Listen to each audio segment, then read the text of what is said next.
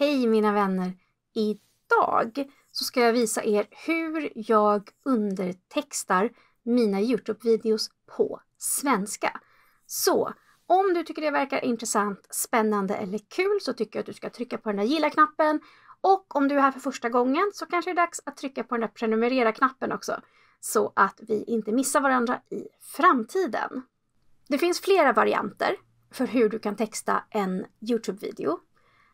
Du skulle kunna texta direkt i ditt videoredigeringsverktyg. Därifrån skulle du antingen kunna bränna in din undertext, alltså så att den inte går att plocka bort alls. Eller så skulle du kunna exportera den som en fil som du sen kan ladda upp till YouTube. Men jag tycker att det är lättare att bara använda YouTubes inbyggda videoredigeringsverktyg. Så det finns egentligen 3 stadier i det här. Det första är att om det bara är jag i videon, så att det är en person som talar, då brukar jag gå till texta mig och skriva in adressen till min video som jag därmed måste ladda upp som olistad, bra att veta, för att den då ska gå att använda för att texta mig. Och sen därifrån så redigerar jag den som kommer från texta mig, då det behövs redigeras ganska hårt ofta. Och sen översätter jag till engelska. Så det är det vi ska titta på idag. Så det första vi gör är att bara hämta en länk till videon. Och som ni ser här då så ligger den som olistad. Och sen så kan vi gå till videon, så går vi till texta mig. Sen länkar vi bara klippet. Och så skriver jag in min mailadress. Trycker godkänd och sen texta. Och nu kommer den här hålla på ett tag och sen så kommer jag då få ett mail med den här undertextningsfilen.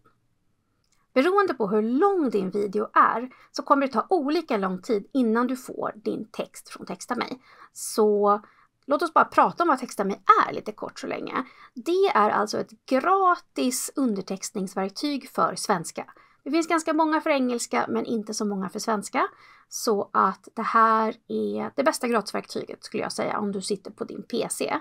Det finns också appar och så du kan använda om du redigerar film i mobilen som nog är likvärdiga.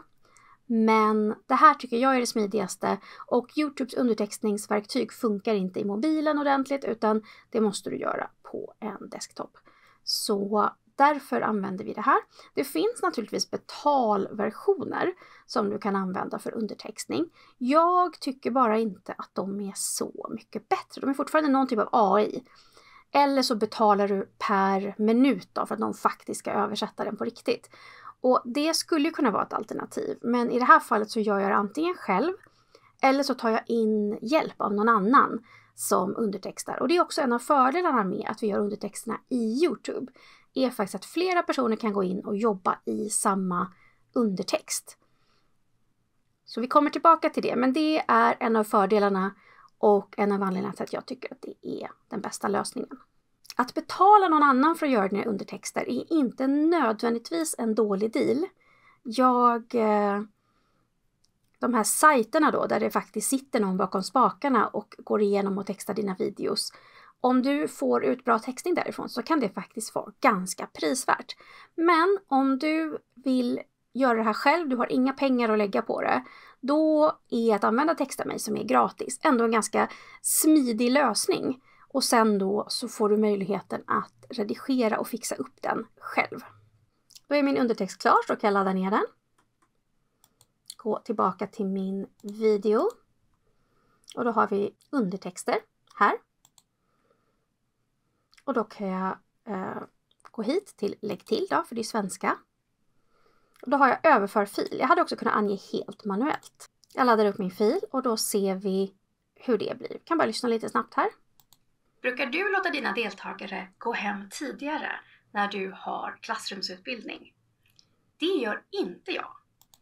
Så där missade den ett ord. Så då väljer jag att...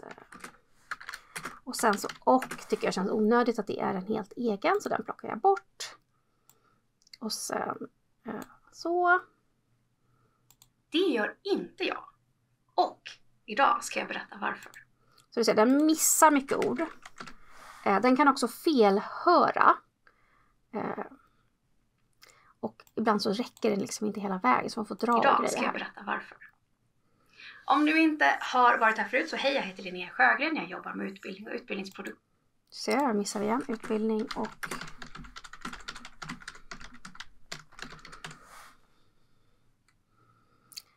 Sen så ska vi se. Om du inte har varit här förut så hej, jag heter Linnea Sjögren. Jag jobbar med utbildning och utbildningsproduktion. Och på den här... Så här har jag fått till ett hon istället för utbildningsproduktion.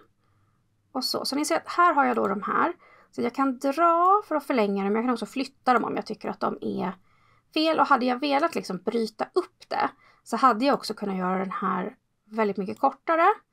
Och så hade jag kunnat markera här. Och så hade jag kunnat välja då att stoppa in en ny bit undertext här. Och så ser ni, så hade jag då kunnat bryta upp den här meningen i 2 bitar ifall jag tycker att det blev för långt. Och beroende på hur mycket tid och ork du har så kan man naturligtvis liksom hålla på ganska mycket att liksom slå ihop de här och så. Men det brukar jag faktiskt inte göra, utan det är när det bara är ett ord så här som jag gärna flyttar ihop det med ett annat. Men annars så tycker jag att det går att leva med hur den har liksom hackat och klippt i det här. Så barnkanalen kan jag inte ha sagt. Ska vi se vad jag sa här då. Och på den här kanalen så är... Och på den här kanalen. Ja, du ser.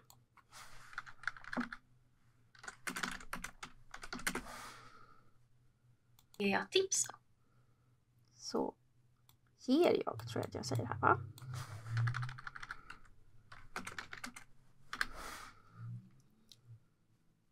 Och tricks. Tips och tricks. Och så flyttar vi den. Eller tar bort den. Helt meningslöst. Och så drar vi då ut den här så att den täcker över hela. Så, och sen så kan jag då spara. Det skulle jag göra ganska ofta. Om jag nu skulle vilja att någon annan ska kunna redigera i det här samtidigt som mig, då måste jag trycka publicera, även fast jag inte är klar, för att någon annan ska kunna se och gå in och redigera det jag har gjort. Så då om jag gör det här tillsammans med någon annan då, så måste jag trycka eller publicera. Och sen kan de gå in, trycka redigera, fortsätta göra ändringar. Det är oftast berättat från vilken tidkod som jag hade kommit till. Och så fortsätter de efter mig då. Och sen när de är klara så trycker de publicera. Och sen kan jag i min tur då gå och titta på det här. Det här funkar ju egentligen bara om då videon inte redan ligger uppe och är synlig. För att annars så publicerar jag ju och så kommer man innan jag är klar då, under tiden se de här konstiga grejerna då som jag inte har rättat till. Så att jag rekommenderar att ni textar videon först och publicerar den offentligt sen. Så att när jag då har textat klart videon, då kan jag gå hit och så kan jag antingen välja bara att den ska vara offentlig direkt. Eller om jag vill schemalägga den till något speciellt datum. Nu har jag gjort klart min svenska undertext och jag vill då översätta till engelska undertexter. Det här är ju inte nödvändigtvis någonting som du behöver göra med dina videos. Det beror ju lite på din publik. Men eftersom jag har en ganska stor mängd engelskspråkiga följare så ser jag alltid till att undertexta även på engelska. Och då kan vi börja med att gå till språk. Jag brukar välja engelska Storbritannien. Så går vi till lägg till. Och då kommer vi se här att det finns översatt automatiskt. Och det är helt enkelt Google Translate som den översätter till. Nu har vi då fått det här direkt översatt via Google Translate och vi vill nu gå in och rätta eventuella konstiga grammatiska fel. Ord som har flera betydelser som vi kanske inte förknippar eller de har valt fel variant av ordet helt enkelt, inte det vi menade. Och sen ibland så kommer jag byta ut vissa ord som inte används på samma sätt på engelska. De är en korrekt översättning. Men det är inte det ordet vi skulle ha använt om vi pratade engelska. Så då kanske jag byter vissa fackuttryck och sådär. You usually let your participants go home earlier when you have classroom training. Det funkar bra. I don't, and today I'll tell you why. If you haven't been here before, hi, my name is Linnea Sjögren. I work with training and training production. And on this channel I give tips and tricks about how you can carry out. Och då kanske jag vill byta ut till facilitate. Så jag vill byta ut till facilitate better. Och sen training courses går jag över och bara väljer bara training faktiskt. And if you like it, please subscribe so we can see each other more often. Funkar bra. So if the topic itself, why can't my... Ja, så i alla fall, så här håller jag på, går igenom allting och sen trycker jag publicera. När jag har publicerat det så behöver jag också gå hit och översätta min titel och min beskrivning. Nu har jag inte skrivit hela beskrivningen än, så det här kommer jag göra senare. Men i alla fall här går jag då in och så lägger jag in den engelska motsvarigheten. Och ärligt talat så kan det hända att jag är lite lat och använder Google Translate och sen ställer upp det i ett Word-dokument innan jag lägger in det här för att slippa anstränga min hjärna när jag är trött. Men det händer också att jag bara skriver på frihand. Det beror lite på. Så ser det helt enkelt ut då när jag textar och översätter undertexterna till mina videos på YouTube. Det vi inte har pratat om kanske är varför vi ska undertexta våra videos. Så jag tycker att det är viktigt att komma ihåg att vi alla har ett ansvar för att vara tillgängliga.